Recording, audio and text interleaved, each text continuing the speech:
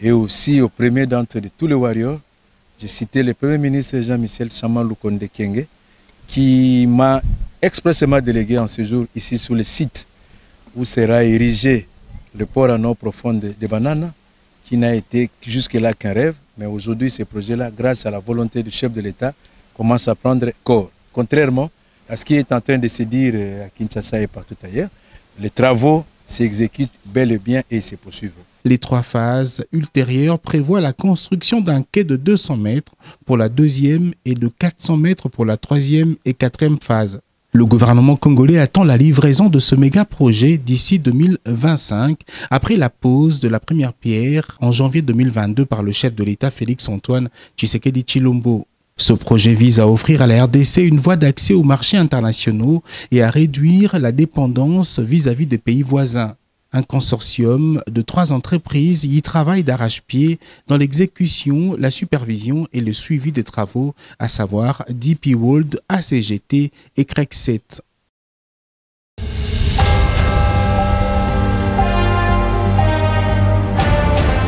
Répression de la marche de l'opposition, la SENCO déplore le fait que le gouverneur ait autorisé toutes ces marches le même jour. Elle demande aux Congolais de ne pas céder à l'intimidation et de sanctionner tous les incompétents si rien n'est fait pour garantir leurs droits. Regardez. Communiqué de presse de la SENCO sur les marches pacifiques du 20 mai 2023. La Conférence épiscopale nationale du Congo SENCO, à travers sa commission Justice-Paix, a déployé des moniteurs pour suivre les marches pacifiques organisées ce samedi 20 mai courant dans la ville de Kinshasa par les formations politiques aussi bien de la majorité au pouvoir que de l'opposition politique. Ces moniteurs ont été déployés sur tous les itinéraires prévus à cet effet. La SENCO déplore le fait que le gouvernement de la ville de Kinshasa a autorisé ces marches le même jour et pratiquement aux mêmes heures, surtout le fait d'avoir changé verbalement l'itinéraire prévu par l'opposition politique à peine 24 heures avant. Ce qui frise une provocation dans la mesure où ce changement était de nature à perturber la planification des organisateurs. La SENCO est écœurée de constater que beaucoup de manifestants ont marché avec les armes blanches, machettes, bâtons, pierres, etc., au vu et au su de la police sans être interpellés. Pire encore, certains éléments de la police nationale étaient porteurs des mêmes outils de violence qu'ils échangeaient visiblement avec des individus en tenue civile, dont certains portaient les dorsales BSU aux brigades spéciales de l'UDPS, Force de Progrès. Avec une telle complicité affichée publiquement, on se demande si cette brigade spéciale n'est pas une milice officiellement entretenue. Le comble de tout, c'est la répression ignoble et sauvage que les forces de l'ordre et leurs milices complices ont infligées aux manifestants, y compris aux mineurs trouvés sur leur chemin. Dans la réalisation de leur œuvre macabre, ils n'ont pas hésité de tirer à balles réelles, visant même le véhicule d'un leader politique. La SENCO condamne avec la dernière énergie toutes ces monstruosités décrites ci-dessus, ainsi que la violence qui s'en est suivie, d'où qu'elles viennent. Nous avons grandement besoin de forces de l'ordre au front pour sécuriser le pays et non pour brimer la population dans les villes.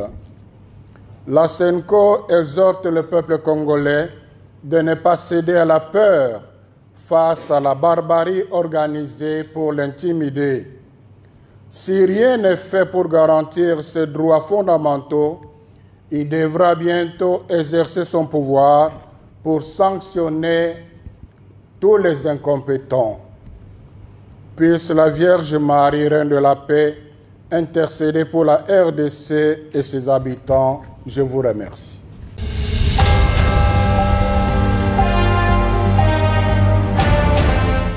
Après la marche du 20 mai réprimée par la police nationale congolaise, les leaders politiques de l'opposition ont rendu visite aux victimes ce lundi 22 mai. Suivez tour à tour Augustin Matata Mponyo et Deli Sesanga. Il y a eu deux aides primaires qui ont été et urgentes, qui ont été données par les leaders de l'opposition ici présents. Et comme vous le savez toujours, le pouvoir ayant remarqué en retard la gravité des violations, est allé donc enlever l'enfant de l'hôpital où il avait déjà reçu l'appui des leaders de l'opposition pour le cacher quelque part sous garde militaire afin que personne ne puisse plus passer, ce qui est dommage. Nous sommes rentrés dans un régime dictatorial où les faits sont cachés, alors qu'il faut que toute la population sache comment la police, au lieu de protéger la population, a plutôt levé l'option de violenter la population.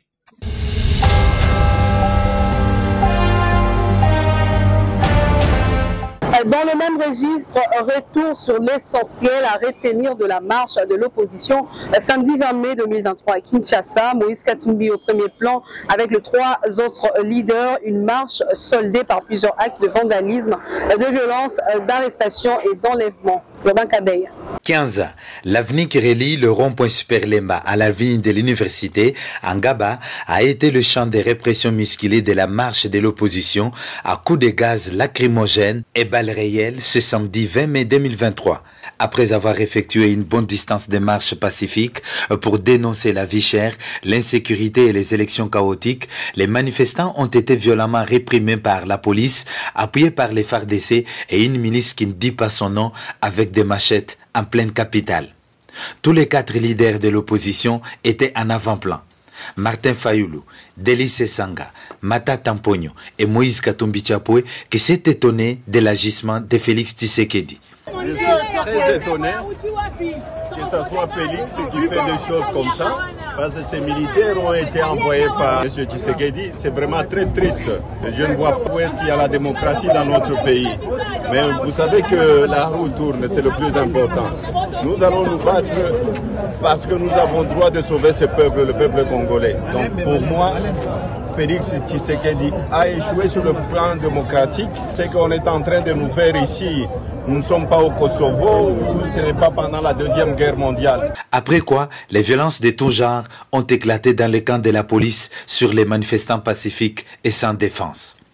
Le coup de gaz lacrymogène, les balles réelles tirées par la police ont heurté et fini leur trajet dans le corps des manifestants, comme vous pouvez le constater ici. Ces grosses plaies ouvertes que vous voyez, c'est l'œuvre de la police et la milice qui ont utilisé aussi les machettes. Violence sur violence et sans pitié dans le chef de la police censé protéger la population. Madame Solange Mafuta, coordonnatrice nationale adjointe de la dynamique des femmes pour le changement d'FC, torturée, humiliée et déshabillée. Qui vous appelle là? Et puis, non, n'a pas mauvaise élection. N'a pas tricherie. Honorable Mike Moukebaye, député provincial et interfédéral de Lukunga, humilié, torturé comme un vulgaire citoyen. Une journaliste torturée et sa caméra emportée. Ce mineur torturé et frappé comme un serpent par la police. Quant à Jacques Ndala, coordonnateur national de la jeunesse de Ensemble pour la République, enlevé et reste introuvable jusqu'à présent. Pour le secrétaire général de Ensemble pour la République, honorable Dieudonné Boulengetenge Balea, Félix a trahi la nation. Bafouer ses droits, revient à dire ne pas respecter la Constitution. Qui ne respecte pas la Constitution, trahit la nation. Aujourd'hui, on utilise tous les moyens de l'État pour empêcher l'opposition d'organiser une marche pacifique. Mais l'opposition n'est pas composée de dirigeants idiots. Nous avons suffisamment de cervelle pour pour savoir qu'est-ce que nous allons faire. Nous allons continuer à appeler le peuple à manifester son indignation face à ce mal-être. Et il n'est pas impossible que dans nos initiatives, on ait juste l'appel à la désobéissance. Disons ici que Moïse Katumbi Chapwe a échappé à un assassinat à 2 reprises par la Jeep de la police et des tirs de balles réelles sur sa Jeep. Briser la paraprise de sa voiture à l'aide de la crosse d'armes et son garde du corps touché. Disons que la marche de ce jour s'est soldée par plusieurs blessés, dont 4 graves. Plusieurs arrestations, dont un enlèvement de Jacques Ndala. Puis, le cortège des 4 leaders a été escorté brutalement par la police jusqu'à la résidence de Moïse Katumbi Chapwe à GB Diplomate.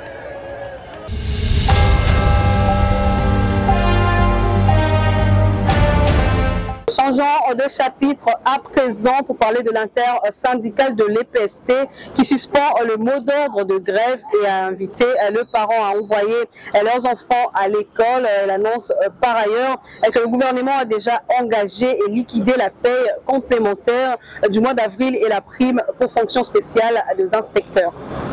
Déclaration de l'intersyndicale des syndicats des enseignants de l'EPST.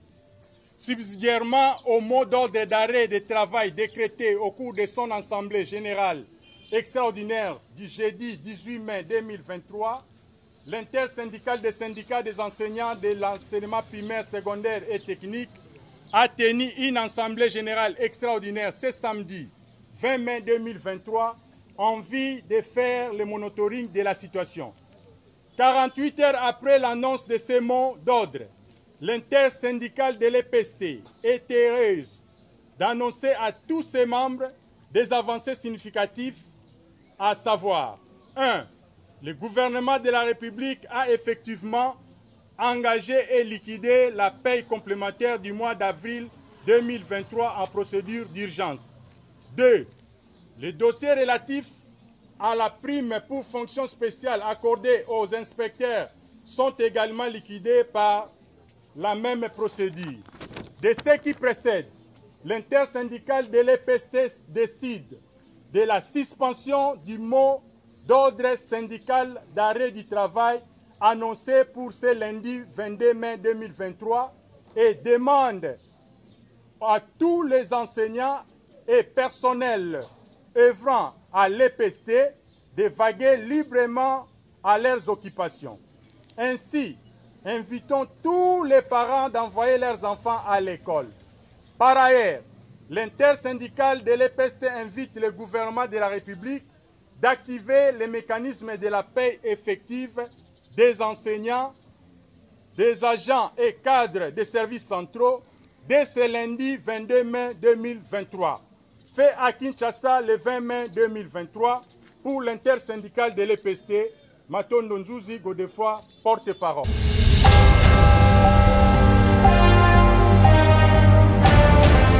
La direction de la province du Haut-Katanga, interrogé sur ses 4 ans à la tête de cette province, le chef de l'exécutif a répondu à la presse qu'il y a un progrès, mais le défi reste énorme. On l'écoute. Ce n'est pas une satisfaction totale parce que nous avons toujours des défis, entre autres celui de l'agriculture. Nous sommes arrivés au niveau de la province du Haut-Katanga et jusque-là nous avons pu subventionner 59 000 hectares répartis sur 4 ans. Et donc c'est déjà quelque chose, mais ce n'est pas consistant pour résoudre la crise de manière totale. Et donc il nous faut encore travailler durement. Cette année, nous tablons sur encore une couverture de 20 000 hectares. Et l'année prochaine, nous pouvons aussi encore tabler sur d'autres. Donc il y a beaucoup de choses à faire.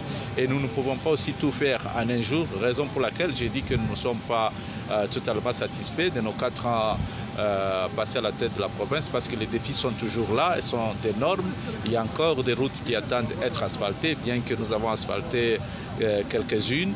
Il y a encore des écoles qu'il faille reconstruire, bien que ça a été fait avec quelques écoles. Il y a encore des hôpitaux, tels que, bien que nous avons vu avant-hier le ministre provincial de la santé nous représenter à Mitwaba pour inaugurer un centre de santé de qualité alimentaire en électricité. Donc c'est beaucoup de choses. Il y a beaucoup de villages qui doivent bénéficier encore de nos services sur le plan de santé, sur le plan de l'agriculture, sur le plan de l'éducation, sur le plan des infrastructures. Et donc nous avons encore un défi et nous pensons que le temps que nous bénéficions à la tête de la province doit être mis à profit de manière maximale pour résoudre le problème de nos populations.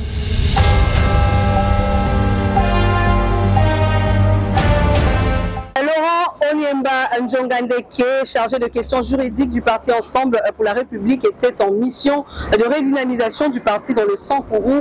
Pendant 5 jours, l'homme a prêché le katumbisme et a renouvelé le lien avec sa base. Et Franzil a été sur place.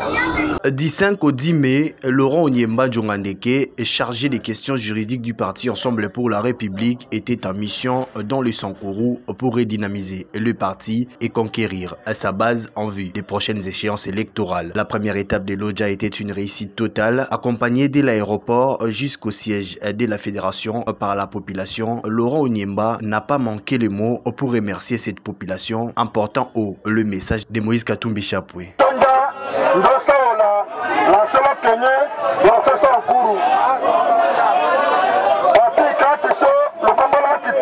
Ensemble, la présidente Moïse Katumbi Chapwe.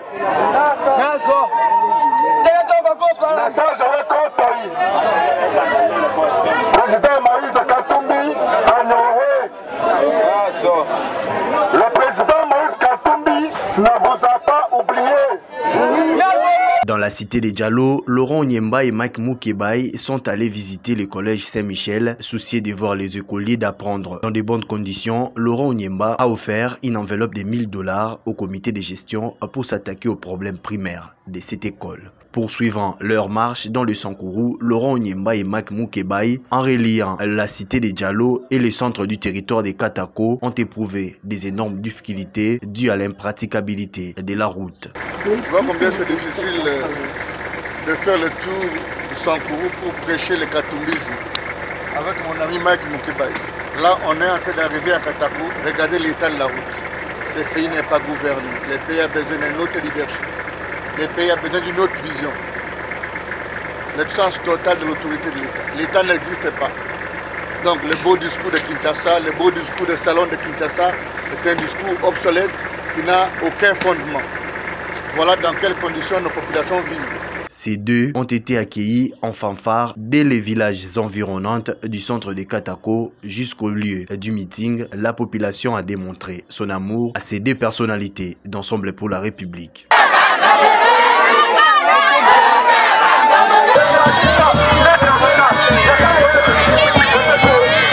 Nous allons faire la différence. Katumbi, c'est l'homme d'espoir. Katumbi, ils ont peur. Vous entendez parler à Kinshasa des lois des pères et des mères. Cette loi est une machine politique pour l'exclusion. Le président Moïse Katumbi sait que vous êtes en souffrance. Il a appris la misère du peuple de Katako autour de l'eau et de la sécurité. Avant de quitter les centres des Katako, Laurent Onyemba a participé à la messe à la paroisse Saint-Martin, église de son enfance. Comme un bon chrétien, il a apporté sa pierre à l'édifice pour le bon fonctionnement de cette église. Dans son itinérance, Laurent Onyemba est passé par Lumumba ville jusqu'à Tchoumbé, où il est allé à la rencontre de Monseigneur Vincent Tchomba Chamba, aussi visiter l'université de Tchoumbé, guidé par les secrétaires académiques, l'abbé Jacob Onyumbe. Avant de boucler sa mission au Sankourou, Laurent Onyemba ne pouvait s'empêcher d'aller dans le village d'Odumbe où repose éternellement sa maman, Kokona Amankoutou Béatrice, conduit par le chef Otepa du groupement de Djanga Enge. Dans le sépulcre, Laurent Onyemba n'a pu retenir ses larmes.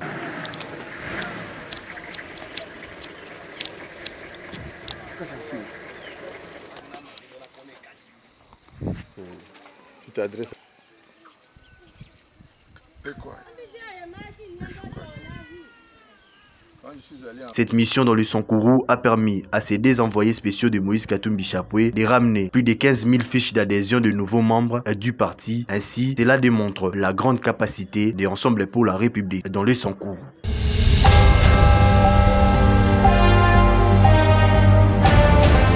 Voilà qui marque la fin de ce journal. Place au rappel de titres. Les conclusions de l'audit externe du fichier électoral ont été rendues publiques ce lundi 22 mai 2023 en les déclarant fiables. Les données validées estimées à 43 955 181 électeurs sur les 47 millions enrôlés.